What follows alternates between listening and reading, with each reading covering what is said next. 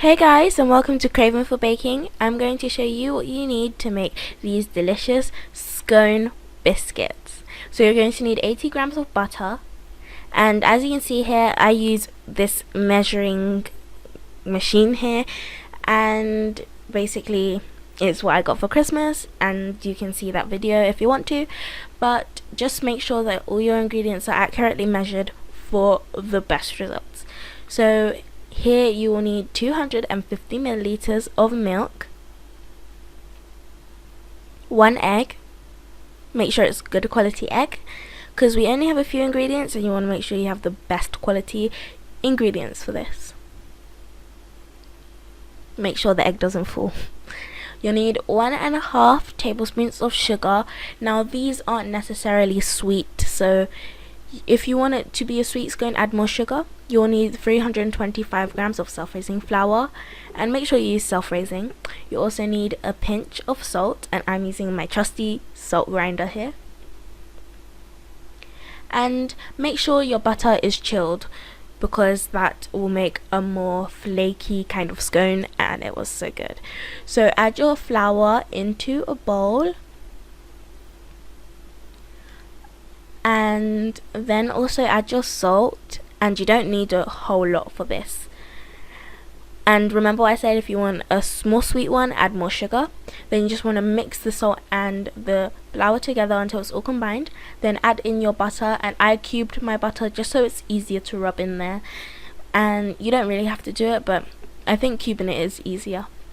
So after you've cubed it or chucked it into your flour, then just use your hands to rub it into the flour until it becomes the size of peas, and it's about the same coat with all of the mixture.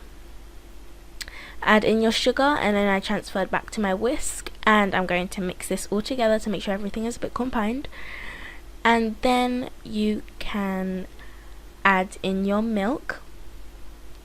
Now I'm using a wooden spoon here because I knew it was gonna get a bit tricky, and what I did was add my milk in slowly at a time, just because I didn't want to make sure that I could mix it and it wouldn't splatter everywhere.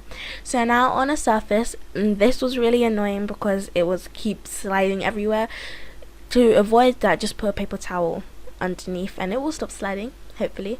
Now I'm going to transfer my dough onto this surface. Make sure you get everything off, because you know me, I love everything there. And then you want to knead this until it is smooth and elastic, but don't knead it too much because you want it to be kneaded as little as possible to stay as flaky as possible. So I'm using a 5.5 centimeter cookie cutter, and they were really small, I should say. So if you want, maybe do a bit bigger sized one. So you just want to cut out your little scone biscuits and then place them onto your tray lined with baking paper. So here I'm making my egg wash, and my egg wash is basically half a teaspoon of milk, 1 tablespoon of water, and 1 egg.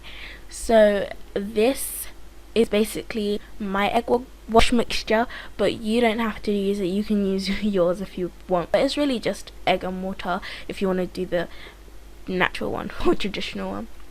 Now we're going to brush that on top of our little scones. Mine were very small, as I've said before.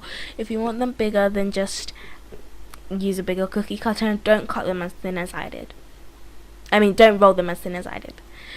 Now we're just brushing them all on, and make sure they're evenly coated. You don't want one big blob of egg on top of your scone, so make sure that it's evenly spread, and use a pastry brush for that.